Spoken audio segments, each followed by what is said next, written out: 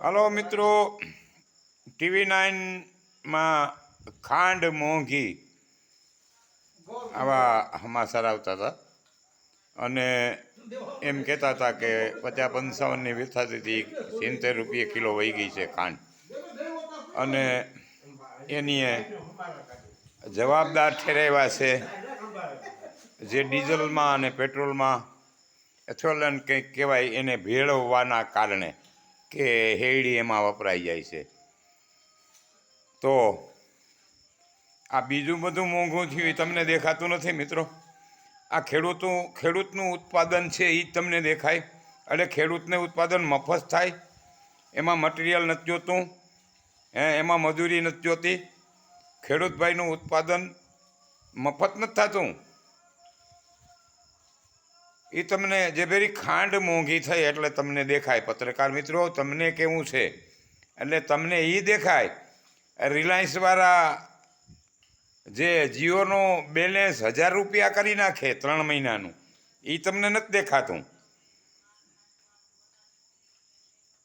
જે બધાય મોબાઈલવાળા છે એ બધાય 300 રૂપિયા મહિનો, પછી એ વાપરો કે ન વાપરો, બેલેન્સ ભરાવી જો કાંધીએ મૂકી દો મોબાઈલ તો એમને માફેડ્યું વયું જાય.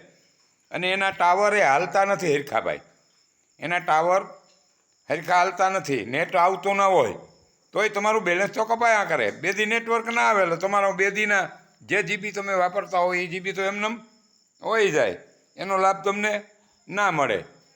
એ તમને દેખાતું નથી. આ તમને ખેડૂતની વસ્તુ 2 રૂપિયા મોંઘી થાય તો તમને દેખાય, તરત નજર સામે આવે કે આ મોંઘું થઈ ગયું, અમારી ગૃહિણીઓનો બજેટ ખોરવાઈ ગયું. આમાં બજેટ નથી ખોરવાતું. ગૃહિણીઓ બ્યુટી પાર્લરમાં જાય તો 10,000 રૂપિયા દઈને આવે. મિત્રો, તમે એ કેમ તમને નથી દેખાતું? એની શું જરૂર છે?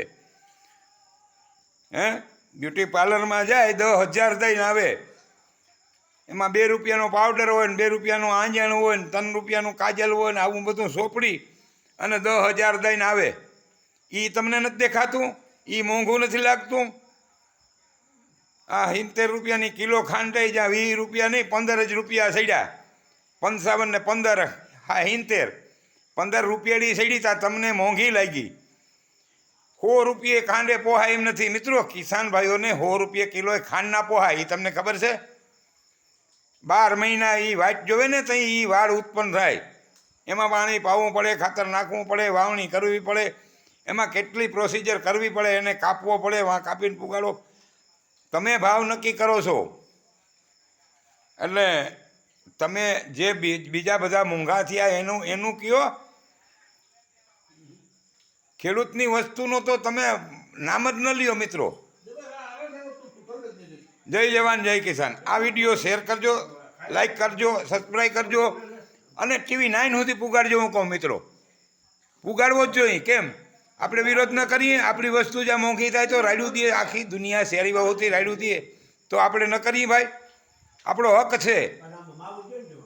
જય જવાન જય કિસાન.